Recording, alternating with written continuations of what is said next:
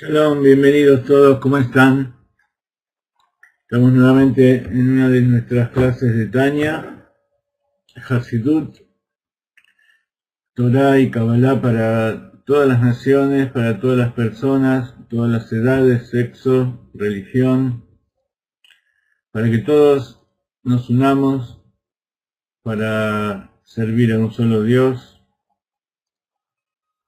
Y para eso necesitamos conocer a Dios, conocernos a nosotros y conocer su Torah, que es lo que pretende de cada uno de nosotros. Estuvimos estudiando que hay 248 preceptos positivos y 365 preceptos negativos para los judíos. También para los no judíos, los Benei Noach, hay preceptos positivos y negativos.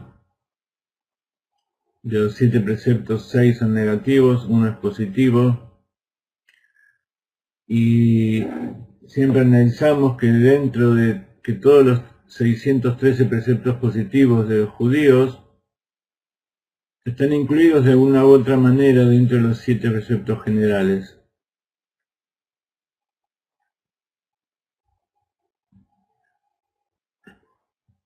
Estudiamos también que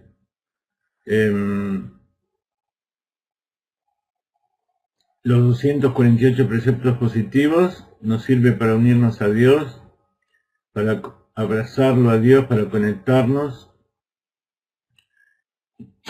Y los 365 preceptos negativos que nos prohíben hacer cosas sirven para no desconectarnos. Son diferentes acciones. Cuando uno está conectado trata de conectarse más, pero a su vez trata de no desconectarse. Entonces son dos cosas que uno tiene que estar constantemente balanceando. Hacer el bien y alejarse del mal.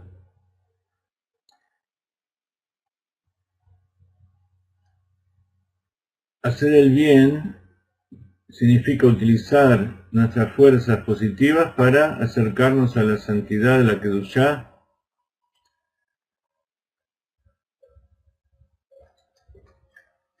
y alejarnos del mal, evitar hacer aquellas cosas que nos prohíben, significa alejarnos también de las klipot, alejarnos de la oscuridad, de la limitación, de la tentación que nos presenta las cosas del mundo. Cuando decimos las cosas del mundo nos referimos tanto a los mundos espirituales como materiales, porque tener un mundo, la promesa de un mundo espiritual, aunque no sea en esta vida, también es una tentación.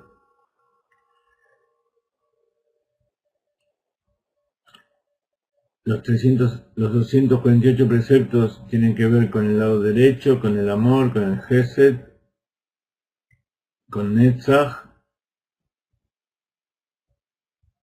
que significa ir hacia adelante y tomar la iniciativa. Los 365 preceptos negativos tienen una tendencia más hacia la izquierda, de limitar, rigor, juicio, y también reconocimiento, sumisión, como es la Sefirá de Hod. Pero todos tienden hacia el centro, hacia el equilibrio de Tiferet, de la misericordia, de la unión de ambos, tanto misericordia por la creación, por las criaturas, por el alma que tenemos dentro, por Dios, y el poder de unificar todos esos sentimientos, fuerzas que tenemos dentro a través de Yesod, a través de nuestro poder de afectar la realidad, de conectarnos con la realidad para refinar las chispas, para fecundarla, y para que de allí nazca en este mundo la revelación de Dios, que es Malhut. Se revela el reinado de Dios, revelamos que Dios es uno y que Él es el Rey y que Él es todo. Y eso es lo que para nosotros, como personas, se nos manifiesta a través de el Mashiach, aquel que Akadosh Baruj Hu envía, como envió a Moshe y envió a tantos en su momento, para traer la redención, para hacer que este mundo esté refinado y sirva como morada para Dios.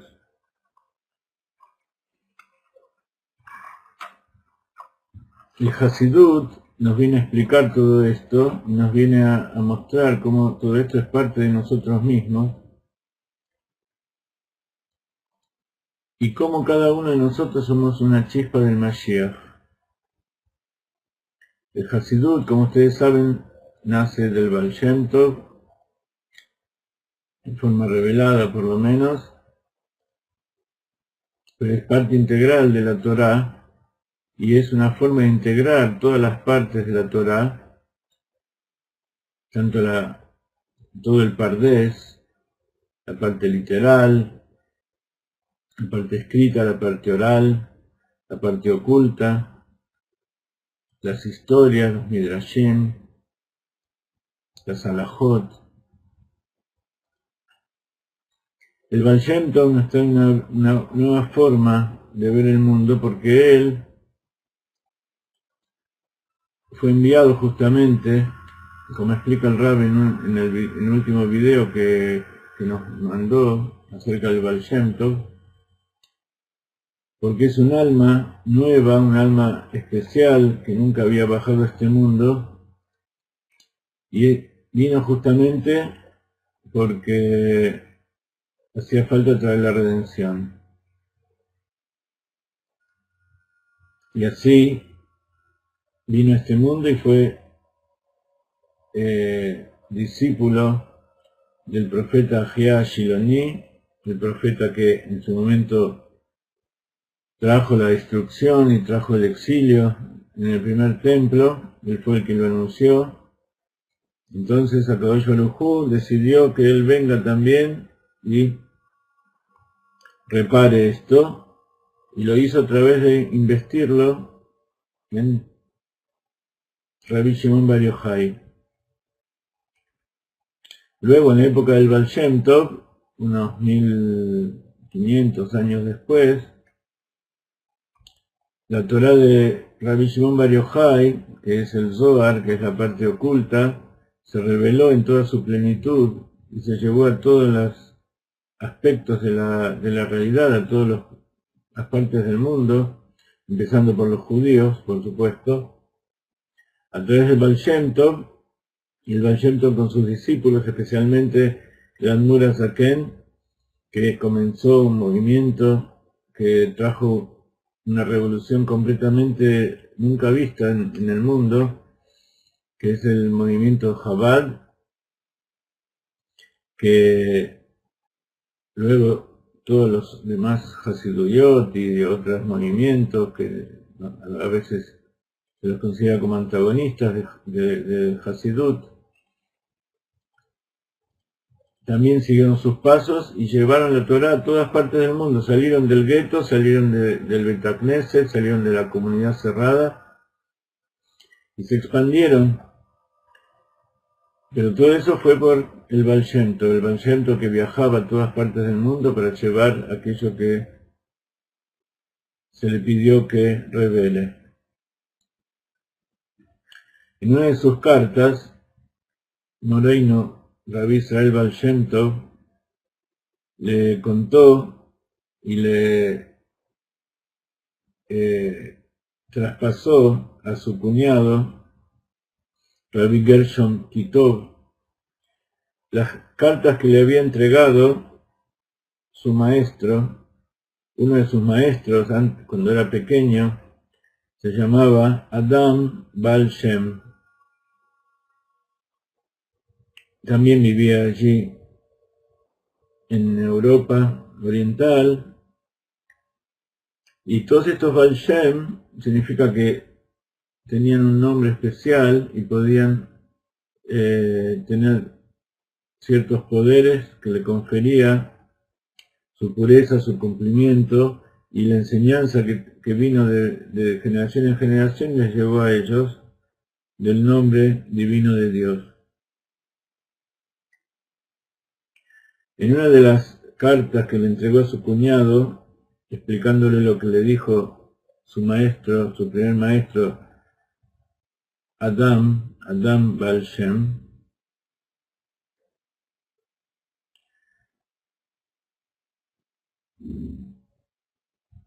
dijo: el alma del Baal Shem Tov bajó desde el cielo hasta la tierra de Israel espiritual, y de la tierra de Israel espiritual bajó a la tierra de Israel física, a este mundo, como una columna de fuego, y nació de su padre Rabbi Eliezer mi Akof. Tienes que saber, le dijo, que todo el secreto y todas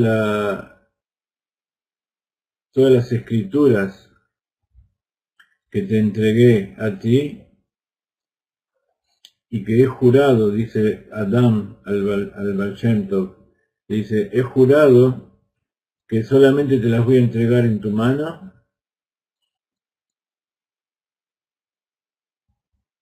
Yo no te conozco a ti,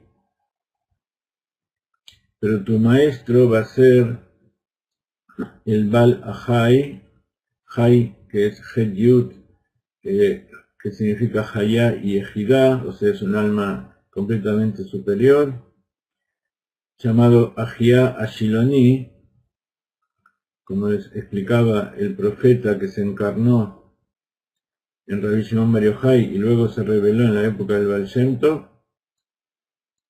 Él le habló a Adam Baal Shem para que le transmita todo lo que le enseñaba, todos los escritos y todas las cosas que había recibido, que se las dé al Baal Shem Tov, a Israel Baal Shem Tov, y solamente a ti te las puedo entregar, todos estos secretos,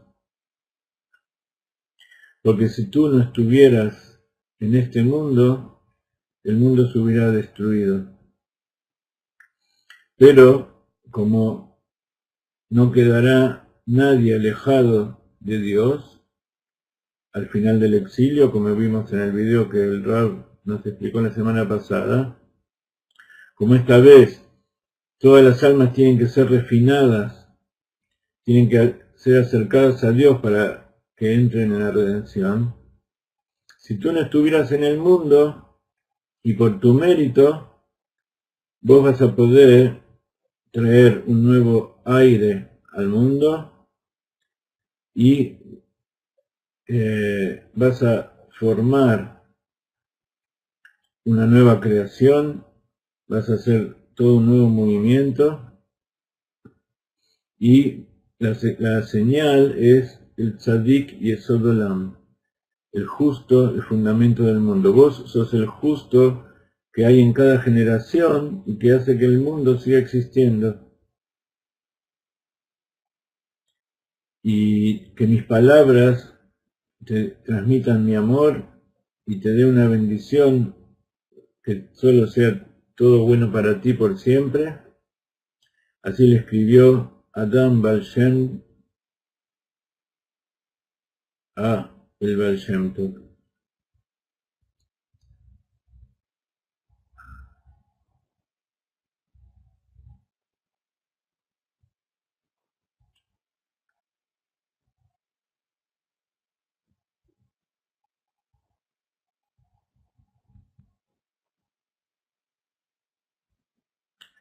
Y así el Baal Shem Tov después fue creciendo y se reveló como el gran justo de su época, hace unos 250 años, que trajo una nueva revelación de lo que es la Kabbalah, el interior de la Torah, para preparar al mundo para la época del Mashiach. Y preparó a sus alumnos para que ellos se expandan por todo el mundo.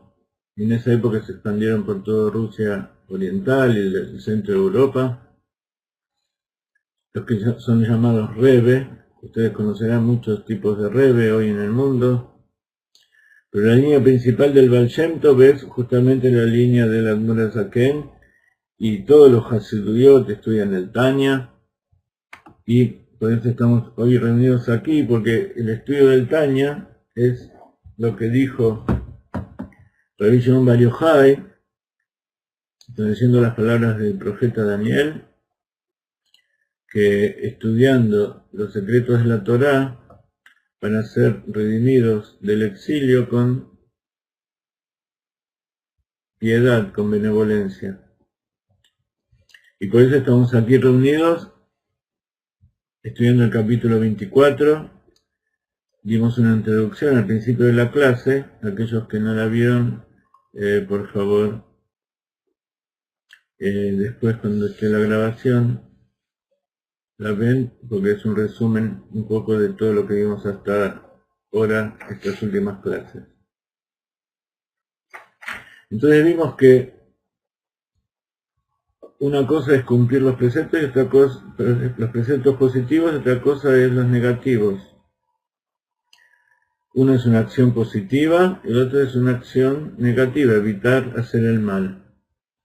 Entonces, hasta el capítulo 23 estudiamos acerca del cumplimiento de los preceptos positivos, pero también surge muchas incógnitas de por qué la persona tiende a dejar los preceptos negativos, o sea, tiende a pecar y tiende a hacer cosas que no corresponden, sabiendo que cuando uno hace algo que no corresponde, se desconecta de Dios. Los 248 preceptos son, cada uno es la raíz espiritual de uno de los miembros del cuerpo, uno de los órganos, y los 365 previsiones son la raíz espiritual de cada uno de los tendones y venas y conductos que hay en el cuerpo. Entonces, al cumplir todos los preceptos se mantiene la salud del cuerpo. Pero, como dice el Rebbe aquí, así como creó Dios todas las cosas buenas y toda la santidad, también creó lo contrario, para que nosotros tengamos libre albedrío y tengamos la capacidad de decidir, la posibilidad de decidir entre una cosa y la otra. Por supuesto, seguir el camino de Dios es lo bueno, hacer cosas buenas, ayudar, hacer que el mundo sea mejor. Todo eso, por supuesto, es el camino correcto. Pero en general, las personas se equivocan. ¿Por qué? Porque hay una fuerza interior que está todo el tiempo incentivándolas a que se trate de satisfacer el placer inmediato, se trate de satisfacer a uno mismo a expensas de los demás, etcétera, etcétera. Entonces, cuando esas vestimentas del alma, que son el pensamiento, el habla y la acción, se utilizan para algo bueno, entonces el alma está siendo utilizada para traer santidad al mundo. Pero cuando esas vestimentas, que son neutras, Klipat Noga, el pensamiento es neutro, las emociones, la palabra es neutra, las acciones son neutras, uno las puede llevar para un lado o para el otro. Si uno lo lleva al lugar equivocado, entonces esas vestimentas hacen que las acciones y la energía que Dios nos da para actuar se invistan en lo que se llama el Sitra Ahara, en el otro lado de la santidad. Y en general se llama Avodat Zará, idolatría, porque estamos idolatrando, estamos sirviendo a otra cosa que no es Dios.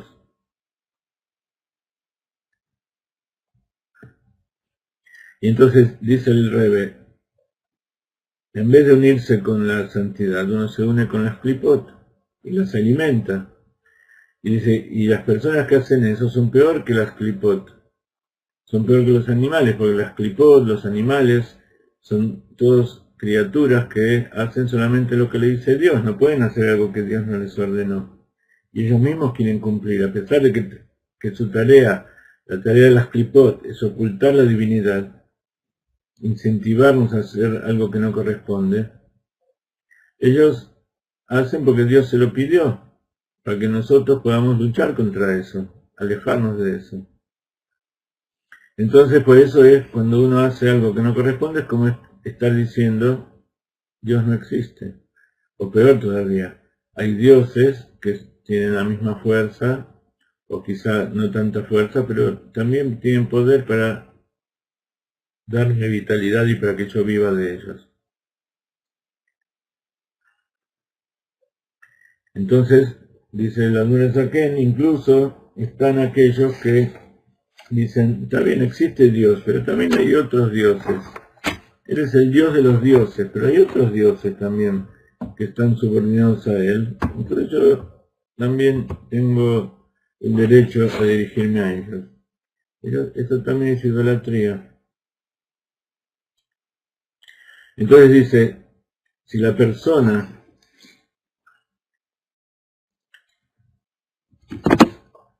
se porta como un hombre verdadero, entonces incluso la bestia ve esa esencia divina dentro de él.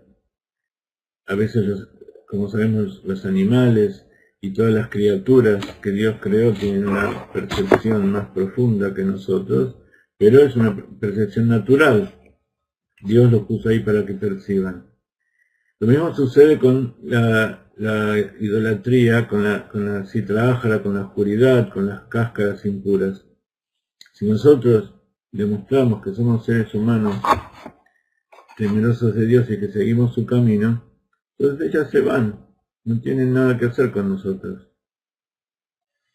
Si nosotros les tenemos miedo o les tenemos reverencia a las cosas impuras, entonces ellos se alimentan de nosotros, se acercan y nos dan más. Por eso, la mayoría de la gente que hoy tiene dinero y que es tan rica,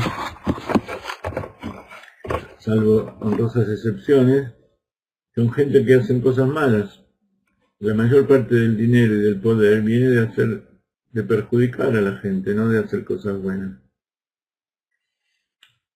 Y todo eso es idolatría. No solamente besar una estatua o arrodillarse a una estatua es idolatría, sino que eso también. ¿Qué tiene de malo idolatría? Es lo que acabamos de decir. Desconectarse de la propia raíz. Desconectarse del motivo por el cual el alma bajó a este mundo. El Baal Shem Tov vino a mostrarnos todo esto. El Baal Shem Tov y sus discípulos hasta hoy en día. Entonces, hay cosas que la persona nunca haría, porque sabe que eso lo desconecta definitivamente de Dios. Una persona nunca va a negar la existencia de Dios, una persona que sabe, un judío. Pero si lo hace, está dicho porque hay un espíritu de necedad que le cierra el entendimiento. Y ese espíritu de necedad proviene de las clipot. Y cuanto más se sumerge uno en las clipot, ya sea en la cultura idólatra de las naciones del mundo, o dentro de ese lugar donde aparentemente hay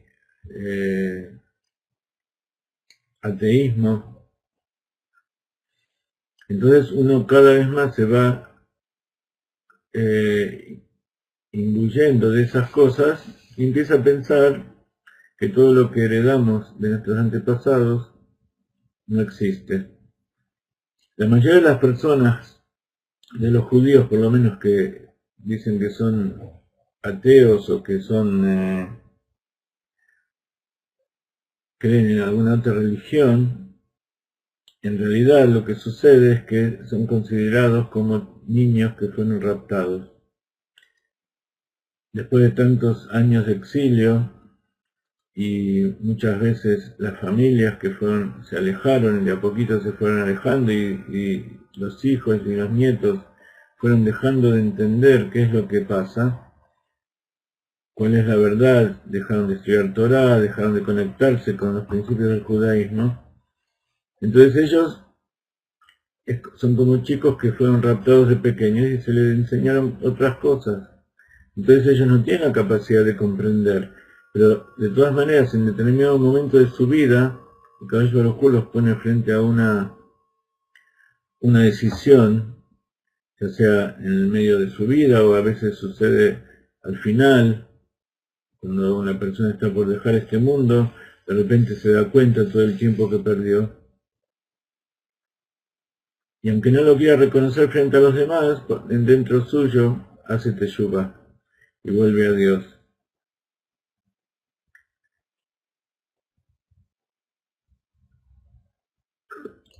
Pero como dice el Rebbe, hay cosas que uno no haría, pero hay otras cosas que dice, bueno, no es tan terrible. Hoy lo voy a hacer y mañana me voy a arrepentir, o la verdad que si hago esto, la verdad que no soy una persona tan mala, hago la mayoría de las cosas, hago 50 y 50, cada uno encuentra sus propias justificaciones. En el momento en que la mente se le nubla. Y entonces, por eso está dicho, vuestro temor y pavor está sobre cada bestia de la tierra. Aquellas personas, cuando el judío cumple y demuestra su Tselem Elohim, su imagen divina, entonces las bestias del mundo, los animales, le temen. La bestia salvaje nunca se atreve contra un ser humano a menos que éste le parezca un animal. Entonces, muchas veces me preguntan estas cosas, pero de distintas maneras. ¿Por qué me va mal en el trabajo? ¿Por qué yo me esfuerzo tanto y las cosas no me salen? Cuando uno hace lo que corresponde, todas las fuerzas de la naturaleza lo ayudan a hacer lo que tiene que hacer. Hay veces que uno no tiene suficiente fe, no está completamente convencido. Hay veces que uno no sabe bien para dónde dirigirse. Y entonces pierde esa imagen divina que tiene. Porque ¿qué es la imagen divina? Es la certeza, la confianza, la fe absoluta, la visión clara, el objetivo correcto. Cuando una de esas cosas fallan, uno deja de ser un hombre completo y entonces los animales que representan a las fuerzas naturales empiezan a ser adversos. Por eso también hay enfermedades, etcétera, etcétera. Pero cuando se enfrentan al tzadik, de cuyo rostro nunca se retira la imagen divina, las bestias malvadas se humillan entre ellos, como se declara en el Zohar respecto a Daniel en la guarida de los leones.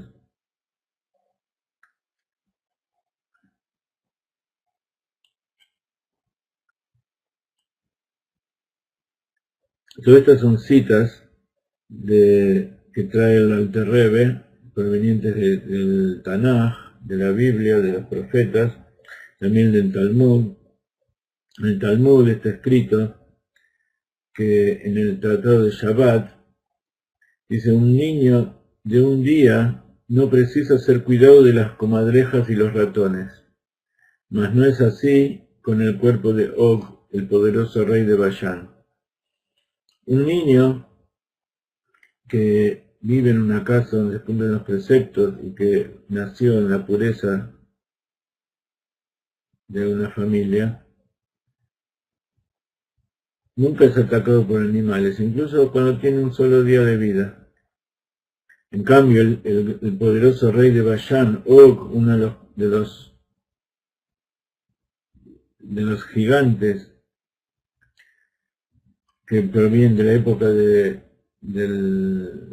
Noah, que nacieron de los ángeles que bajaron a este mundo para probar que eran mejores que el hombre, y cayeron tan bajo que violaron a las mujeres y de ellos nacieron los gigantes.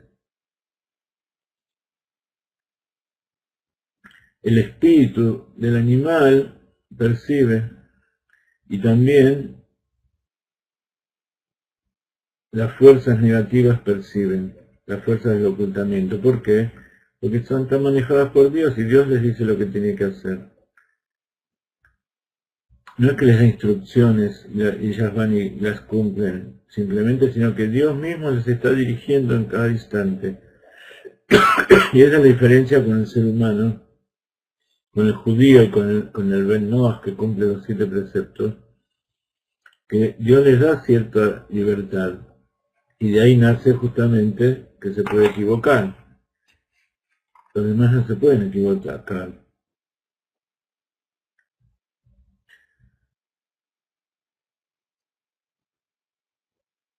Y entonces por eso cuando la persona se aleja, cae más bajo incluso que las criaturas impuras, que los insectos, que los reptiles, y de todas aquellas criaturas y fuerzas que obtienen el sustento de sí trabajar y la clipada de Avodah Zará. Por eso hay animales que son impuros, no porque ellos sean malos, sino porque dentro de sí hay fuerzas que no pueden ser redimidas y tienen que ser anuladas. Fuerza del ocultamiento completo.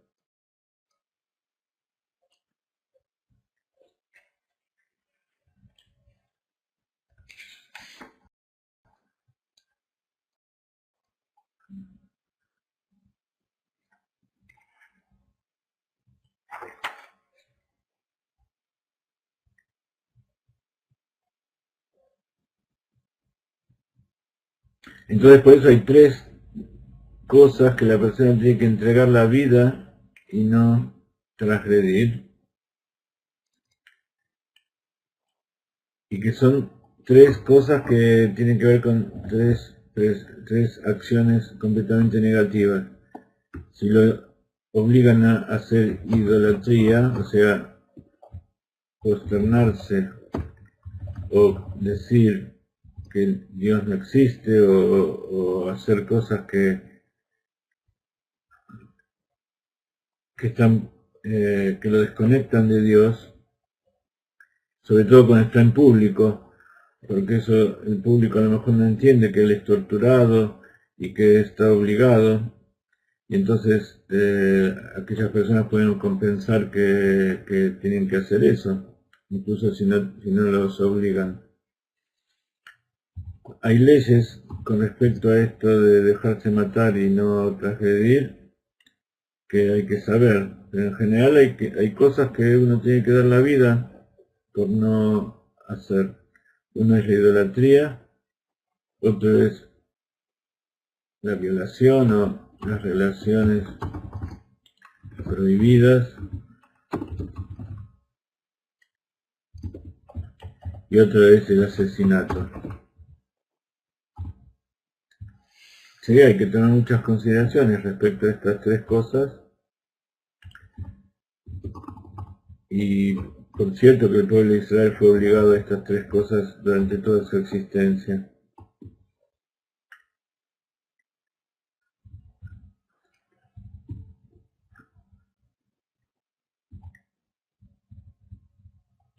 Es cierto que encontramos un principio de que salvar una vida prevalece sobre las otras previsiones, aunque no sobre la idolatría, y así también la ley propone a veces que la persona cometa la transgresión para no ser muerta, mientras que la ley es inversa si las transgresiones son idolatría, incesto y homicidio. Esto es como explican los sabios, porque la Torá dijo: profana un Shabbat para él, para que viva y observe otro Shabbatot. A veces una persona tiene que profanar el Shabbat para salvar una vida. Y no hace falta que la persona se esté muriendo. Si una mujer está por tener a luz o está embarazada y corre peligro, hay que llevarla enseguida. Un chico, una persona que sufre un problema de salud y no hay un médico cercano, entonces hay que tomar un auto y hacer todas las cosas que correspondan. Se cuenta una historia de Almura Zaken, el que escribió este libro, que estaban en Shabbat, toda la comunidad en medio de la plegaria, y el Rebbe no comenzaba la plegaria, el rezo de Shabbat. El Rebbe salió y volvió después de un par de horas, y cuando se enteraron lo que pasó nadie entendía nada. Fue a una casa, cortó leña, prendió fuego en medio de Shabbat, preparó comida y le dio de comer a una mujer que estaba enferma allí en su casa. Entonces cualquier persona que ve esto está diciendo: esta persona está transgrediendo, hay que juzgarlo y darle su merecido. Entonces el Rebbe no estaba transgrediendo, sino que estaba cumpliendo con la mitzvah de salvar una vida, para que si salva esa vida transgrediendo un Shabbat, pues después cumplir, observar muchos Shabbatot. Y no a causa de la relativa lenidad del Shabbat o gravedad de los pecados, tales como idolatría. Ten presente que este argumento es apoyado por el siguiente hecho: la violación del Shabbat es una ofensa grave y equiparada a la idolatría en cuanto a la ley de Shechitá de cualquiera que habitualmente viola un precepto determinado. O sea, cuando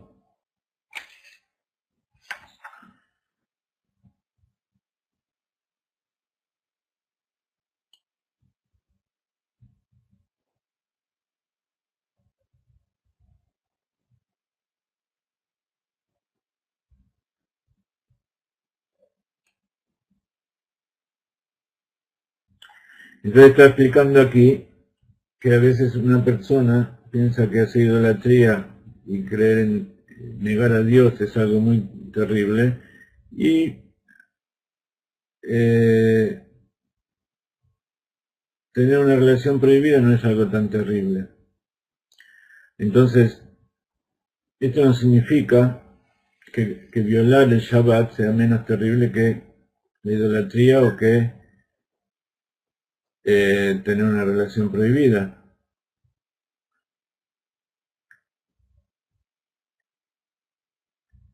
sino que acá habla de la ley de Shechitá porque en Shabbat, por supuesto, está prohibido degollar animales, matar animales para comer.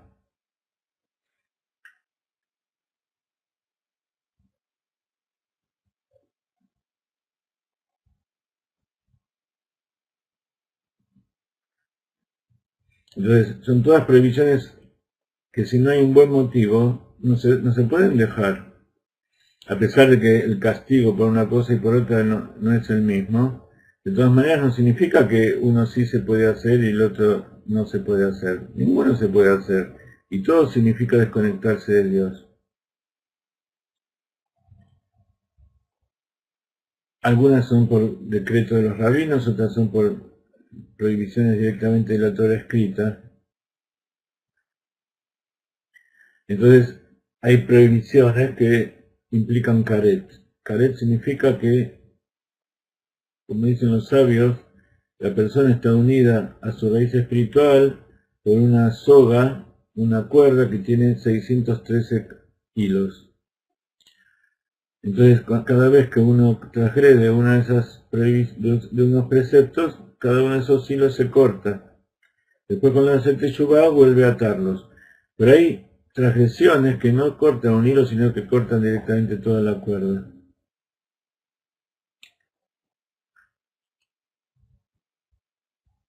Y una de ellas es, por ejemplo, un acto pecaminoso, como decíamos recién, que no implica que la persona va a ser completamente desconectada de su fuente espiritual. Karet significa muerte espiritual. No es que lo han juzgado y le han cortado la cabeza, sino que capaz que nadie se enteró. Él lo hizo, pero eso que hizo produjo que su alma se desconecte, aunque siga viva. De todas maneras, cuando se corta ese hilo, no es que el alma desaparece, muere completamente, sino que en realidad lo que sucedió es que se debilitó el vínculo. Y de todas maneras, cuando se corta, cuando uno hace teshuvá, al hacer el nudo, la cuerda queda más corta y uno se acerca más, como dijimos muchas veces.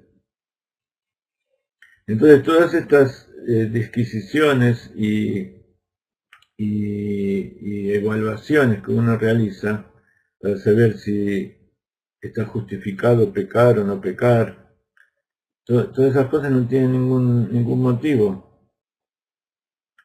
Si uno trata de cumplir con un precepto y eso implica transgredir otro, entonces eso se puede evaluar.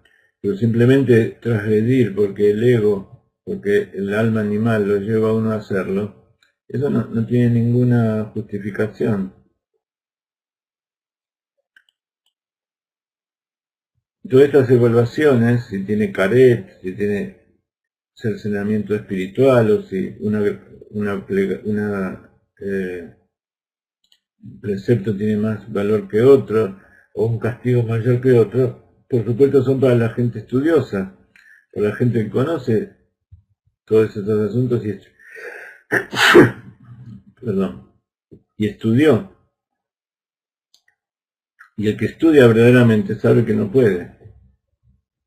El que conoce las cosas en forma superficial y que no profundizó, entonces puede llegar a hacer este tipo de disquisiciones y decir, bueno, esto no va a ser tan terrible y no me va a desconectar tanto, luego después lo voy a solucionar.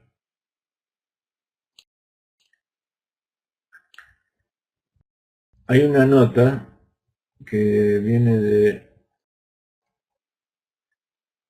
del texto anterior. Aquí es donde termina oficialmente el capítulo.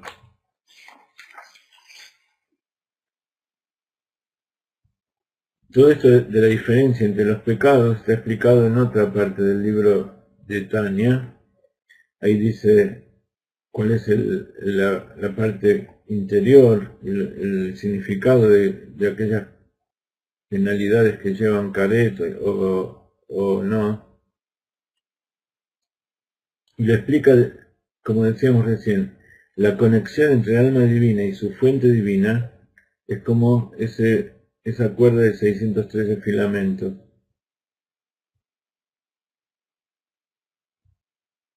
Y por supuesto todas estas son parábolas para darnos una idea de qué se trata, no es algo literal como yo le estoy diciendo, como nos trae acá el Rebbe. Son todas cosas espirituales que uno tiene que comprender.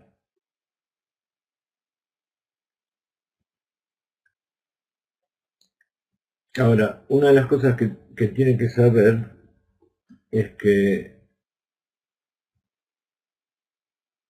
esta desconexión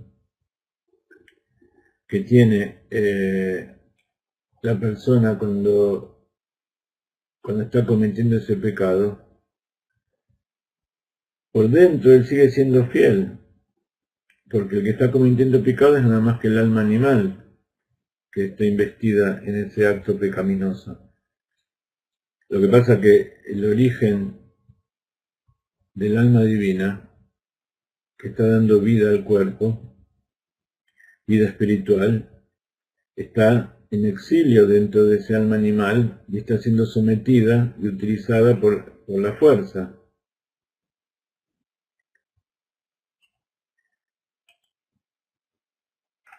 En la nota que vamos a leer aquí, el Alter Rebbe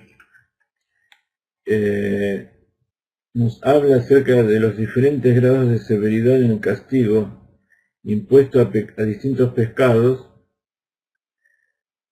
Es porque esa diferencia de castigo depende del defecto que provoca cada uno de esos pecados. Y entonces el objetivo del castigo no es el castigo en sí mismo, sino que es para limpiar la mancha en el alma que el castigo trae aparejada. Por eso, cuanto más grande es la mancha, más grande es el castigo. ¿Qué significa que dejó una mancha en el alma? Un poco es lo que decíamos recién, que el alma es secuestrada dentro del alma animal y es utilizada para cosas que ella no tiene que hacer.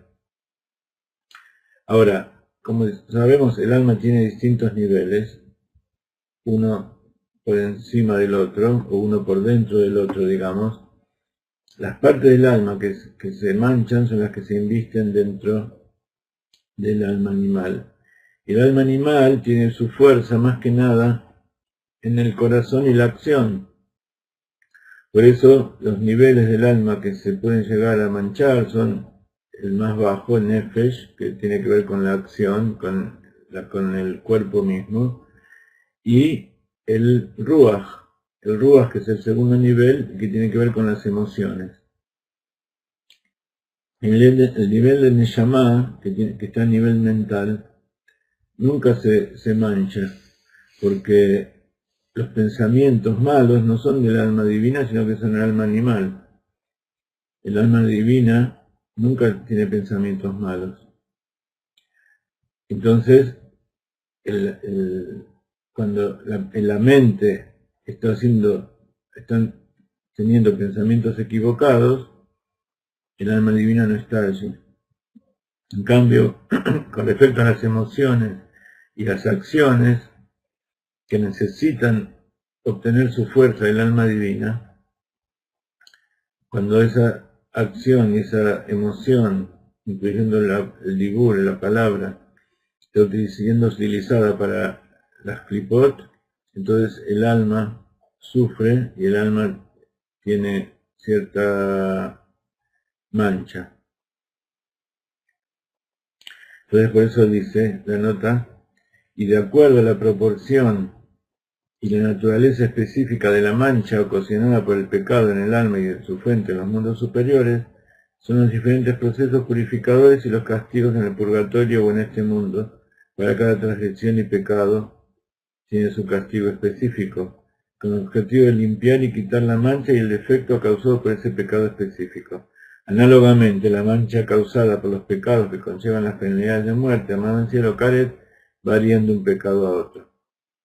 Entonces, todas aquellas cosas que sufrimos, tanto física como espiritualmente, mentalmente, emocionalmente, son castigos, y esos castigos significa que son una forma de depurar alguna mala acción que hemos realizado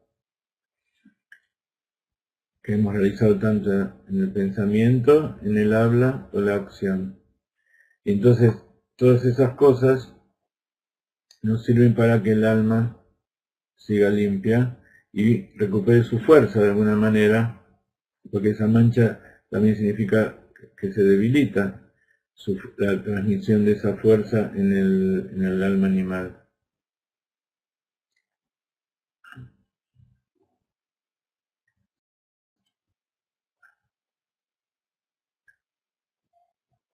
Entonces, dice,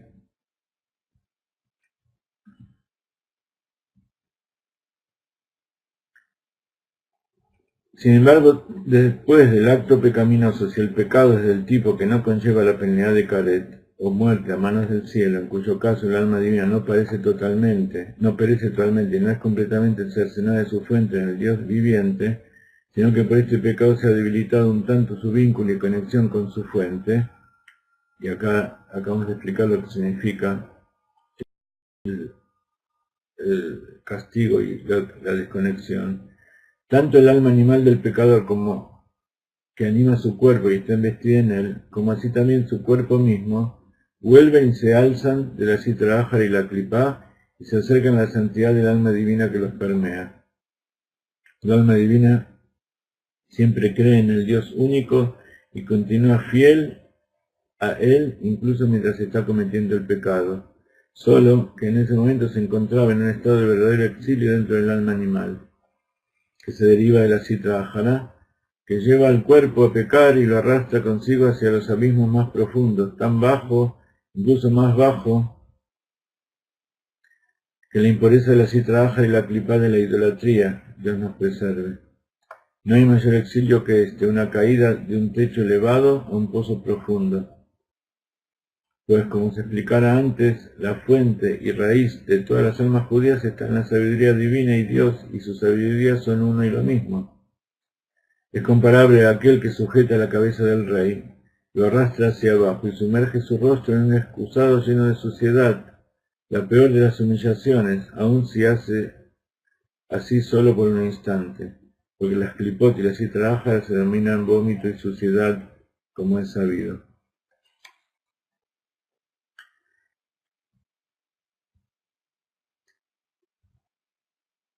¿Qué significa estar exiliado? El exilio de la presencia divina, la persona que está exiliada. ¿Qué significa tomar la cabeza del rey y sumergirla en la suciedad.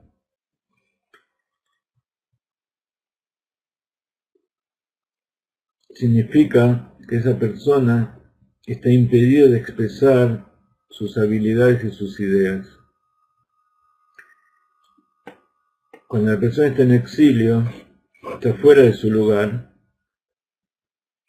le falta el idioma, le falta el hogar, le falta la comunidad que él conoce, sus amigos, su familia, y por eso los tiranos mandan al exilio a sus enemigos, porque saben que de esa manera los anulan, es como si estuvieran muertos en vida.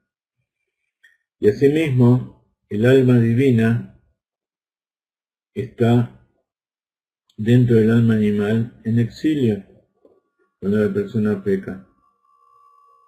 ¿Por qué? Porque tiene imposibilitado expresarse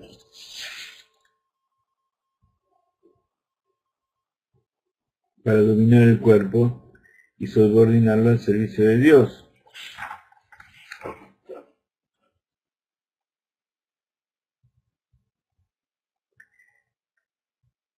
Entonces así cuando la persona toma su alma divina, así explica el Rebbe en el Tanya, que emana de la sabiduría divina y con sus pecados la somete a la kripa,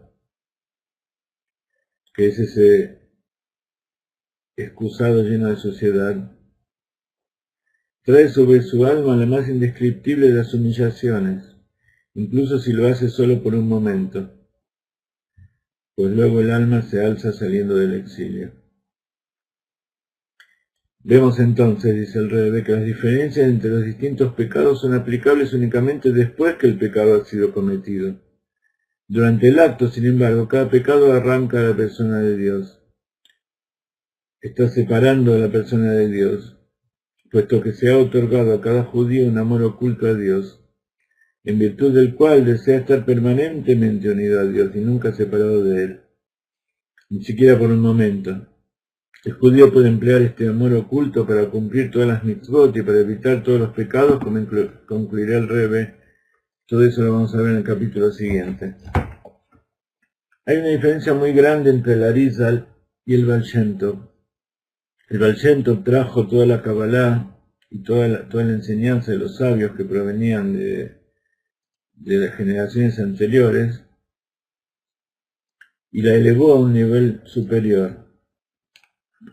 La trajo para que la persona sepa que todo lo que él tiene que hacer en la vida es traer el Mashiach, llevar al mundo a su máxima revelación, a su máxima purificación, tanto la naturaleza que lo rodea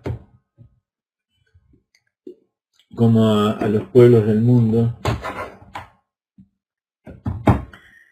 Y por eso el Arizal estudió el Zohar y reveló sus profundidades, y en base a eso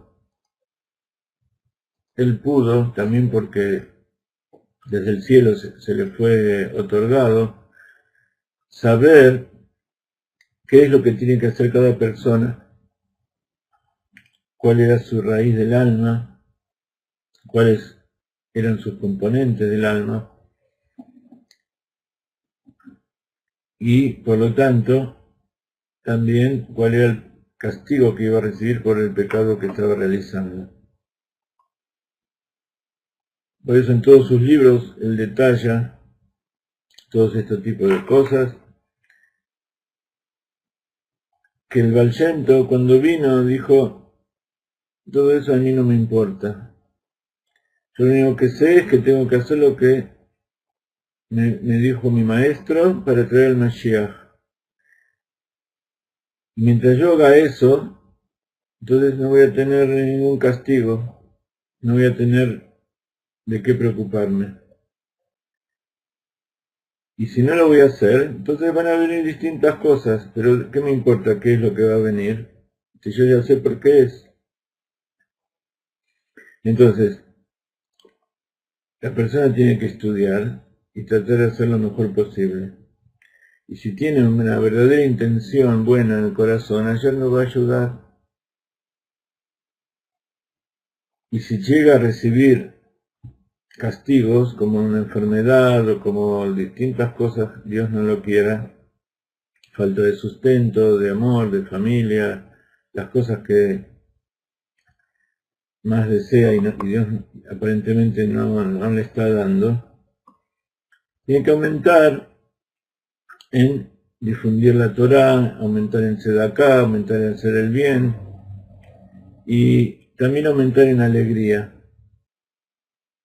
Alegría porque saber que incluso, como decíamos recién, el castigo no es porque Dios está enojado con nosotros, sino que es como así explican los sabios, es como la madre que toma al niño que está todo sucio por su propia suciedad, lo toma con cariño, lo lleva, lo lava, le cambia la ropa, y el chico, muchas veces cuando lo ponen abajo del agua, empieza a llorar, porque no entiende lo que le está pasando.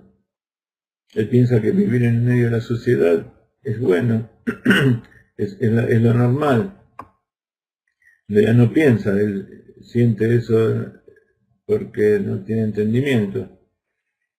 Y así también los tzadikim, cuando Akadosh Baruj Hu les manda algún castigo o les manda algún sufrimiento, no lo sienten como un castigo, sino lo sienten como una purificación de su alma y que también revitaliza el cuerpo. Entonces, uno no tiene que buscar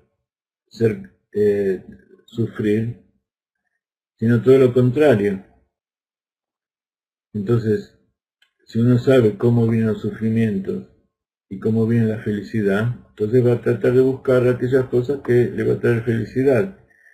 No la satisfacción inmediata del deseo, sino aquellas cosas que le dan felicidad.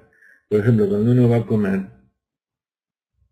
una manzana, a veces es menos apetitosa que un helado, que una torta llena de azúcar. Y en el momento le va a dar satisfacción, pero luego va a tener que hacer muchas cosas para poder reparar todo eso que él mismo se causó. Y no es que lo causó porque quiera perjudicarse, en realidad lo hizo en forma espontánea, lo hizo porque así fue educado, porque así el ambiente que lo rodea lo educa y lo incita. Pero cuando la persona toma conciencia, entonces tiene que saber de dónde proviene la felicidad. Y si se enferma, entonces no va a ser porque Dios lo quiso enfermar, sino porque él hizo algo que necesita ser reparado. El cuerpo reacciona y cuanto más toxinas uno tiene, el cuerpo reacciona más violentamente, hasta el punto que hay veces que reacciona de manera que mata a la persona. Y todo esto son parábolas de lo que es el mundo espiritual. Contestándole un poco a Yosef, que preguntaba acerca de, como decía, de los castigos, saber qué castigo, qué transgresión corresponde a cada pecado. No es muy importante en nuestra época tener toda una lista en el internet o una lista en nuestro celular y ver a ver lo que vamos a hacer. Voy a hacer esto, a ver qué castigo me corresponde. Está bien, no es un castigo tan grave, después lo solucionamos. Ese razonamiento en nuestra generación ya no funciona. En otras generaciones que la persona estaba más elevada y podía tener un registro y un control mejor de todas sus acciones y de cómo se quería comportar, eso funcionaba. En nuestra época no funciona. Uno tiene que sumergirse en el estudio de la Torá, tiene que hacer buenas acciones, hacer plegaria y saber que en los momentos en que cuando la persona va madurando se va sensibilizando y va viendo en qué momentos está haciendo algo bueno y en qué momentos no. Y entonces toma responsabilidad de eso que está haciendo. Y ahí es donde empieza a jugar el libre albedrío, cuando toma conciencia. Cuando no tiene conciencia es como un animal, no puede decidir. Pero cuando toma conciencia, entonces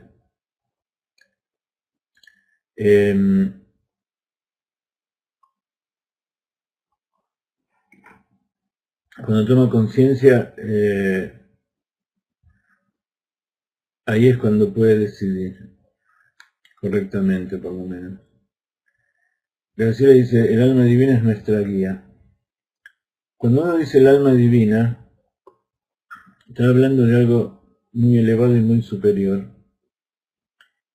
Y en realidad no es algo tan práctico como para que uno pueda decir que es nuestra guía. El alma divina es nuestra fuerza que nos lleva a hacer las cosas bien. Pero nuestra guía es la Torah. Nuestra guía es la Torah y los sabios que Dios nos puso. Porque, como leímos al principio de la clase, el mismo Baal Shem Tov tenía sus maestros que le enseñaron y le dejaron los secretos que él tenía que transmitir y en base a los cuales tenía que reparar el mundo, rectificarlo para que venga el Mashiach. Entonces, una cosa es la guía y otra cosa es la fuerza que nos impulsa a hacer las cosas. El alma divina es nuestro propio ser interior. Y la guía es aquellas cosas que nosotros percibimos con nuestros sentidos, que podemos tomar conciencia de ellos. El alma divina nosotros no podemos tomar conciencia de ella. Podemos saber que la tenemos, pero no podemos tomar conciencia, y sobre todo cuando uno está con los ojos cerrados y entra dentro de sí mismo y trata de comprenderse. Si no tiene una guía como es la halajá, como es las instrucciones que nos dan nuestros maestros, determinadas líneas de acción, entonces uno dentro de la mente puede tener imaginaciones, ilusiones de que están pasando cosas que en realidad no pasan. A veces hay gente que piensa que Dios les está hablando dentro suyo y en realidad son elucubraciones de su mente que vienen de otro lado. Hay veces que uno tiene buenas intenciones, pero se imagina cosas que en realidad no tendría que hacer, porque ya hablamos alguna vez de que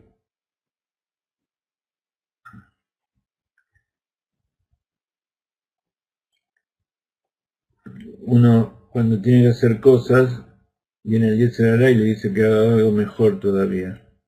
Entonces uno puede tener grandes ideas y grandes caminos de cómo ayudar a la humanidad, pero cuando uno está a nivel de Mekabel, cuando uno está a nivel de alumno, de discípulo, necesita la guía concreta de alguien que lo guíe y poder entender lo que dicen los textos sagrados para también obtener guía allí.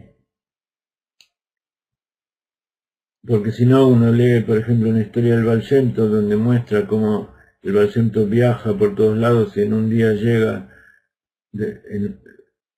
a lugares donde tendría que haber tardado una semana o un mes en llegar. Entonces uno piensa que uno puede llegar a ser el Baal Shem Tov y se tira y hace cosas que todavía no está preparado para hacer.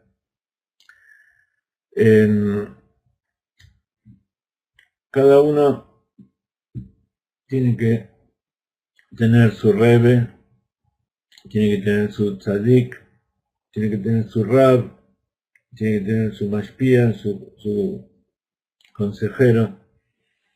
Y los cuatro tienen que estar en la misma línea, porque si tiene cada uno de los cuatro de líneas diferentes, entonces cada uno le va a decir cosas diferentes. No porque lo quieran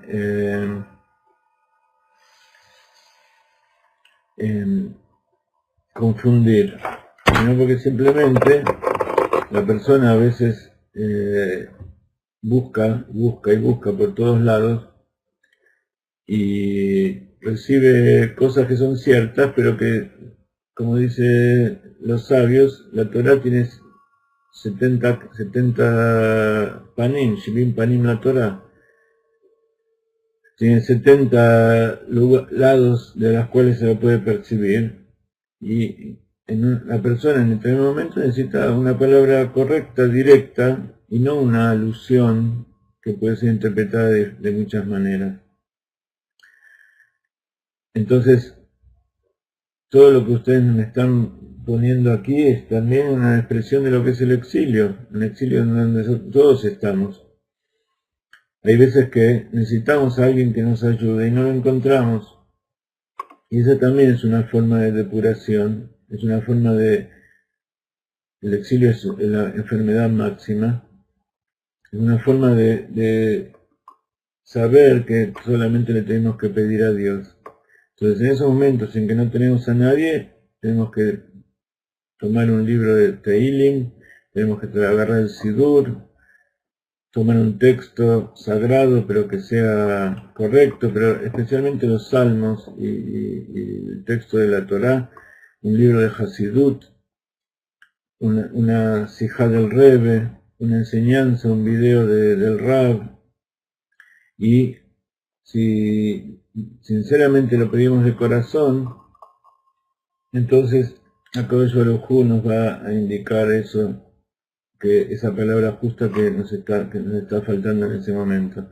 Y tenemos que hacer tefilá para que Besrat Hashem podamos seguir el trabajo con más fuerza y podemos enviar gente a todos lados del mundo. El Rebbe ya envió de Sheliach por todos lados del mundo. Algunos de los enviados de Chabad ya se están abriendo un poco a los Bnei Noach, la mayoría todavía no. Hace poco vimos un video de Nepal, fue donde hubo la catástrofe, el terremoto tan grande, donde murieron tantas personas, que el Himalaya creo que bajó, subió 1 o 2 metros, fue tremendo. Y allí estaba el enviado de Chabad, una familia de Israel, jóvenes, que hace muchos años que están allí, y se ocupan de los judíos que van, los israelíes y judíos que van todo el tiempo allí a pasear, a buscarse a sí mismos, sin saber bien dónde están. Y ellos están abiertos y reciben cientos y miles de personas todo el tiempo para las fiestas, pero lo que se vio en este video que me mostraron es cómo ellos están ayudando a toda la población, y hay un montón de gente del lugar, pueblos de las naciones del mundo, que incluso muchos son idólatras, pero ellos los ayudan y esta gente los ama y los quiere, y así es como los van acercando a Dios y alejándolos de la idolatría, haciendo buenas acciones. Entonces, cada vez hay más gente, más rabinos, más judíos que se acercan a los Bnei Noach y los acompañan para acercarlos a la Torah. Por supuesto, nosotros estamos en nuestro camino del Rav Ginsburg, no todos se conectan con nosotros, hay muchos otros que están haciendo una obra muy buena dentro del judaísmo, y nosotros tratamos de hacer todo lo que podamos, porque sabemos que esta es la línea que Dios nos puso en nuestras manos y nos llevó por este camino, y hay mucha gente que necesita esto que nosotros estamos dando. Y es parte también de nuestro propio tikkun. Entonces, por eso no se preocupen tanto específicamente por cuál es el pecado, cuál es el castigo, etcétera, etcétera. Simplemente traten de hacer el bien y tener buenas intenciones. Y acá Baruj Hu los va a ayudar.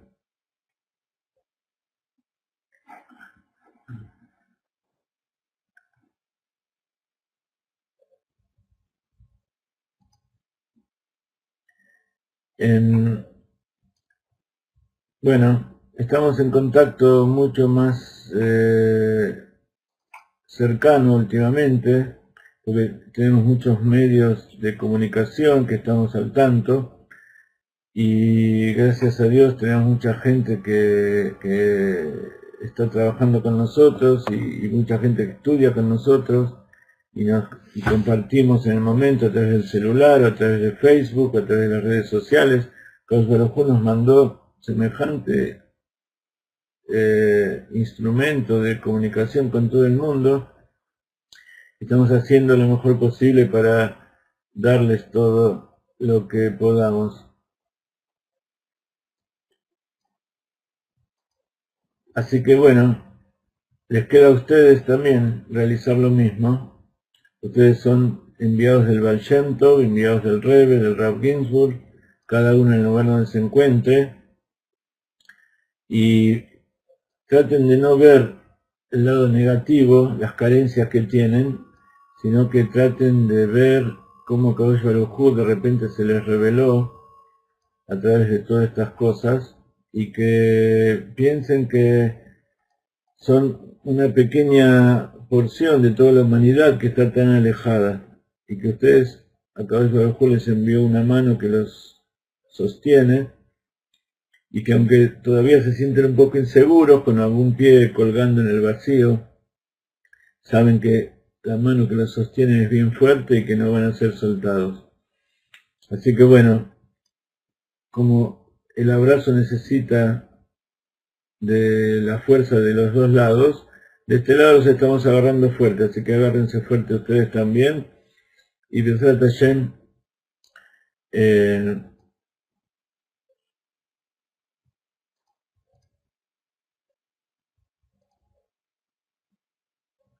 nos va a mandar el Mashiach, la redención, y todo lo bueno, toda la curación para nuestros males, vengan de donde vengan, y sean porque sean, porque esta vez nadie va a quedar afuera, todos vamos a participar de la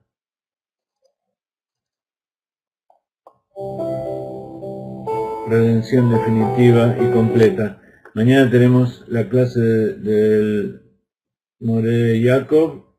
Acuérdense que el domingo a la noche tenemos la clase de Hannah Miriam del curso, hay que estar inscriptos. El More Jacob los martes comenzó ¿los martes es o los lunes? Comenzó un nuevo curso de Pirkei Avot, que también hay que estar inscriptos. Los invito a escribirle a Hannah Miriam y a Jacob lo más que puedan, todos los que vieron las clases, para darle su palabra, su comentario. Es muy importante obtener el feedback después que termine la clase para dar más entusiasmo también.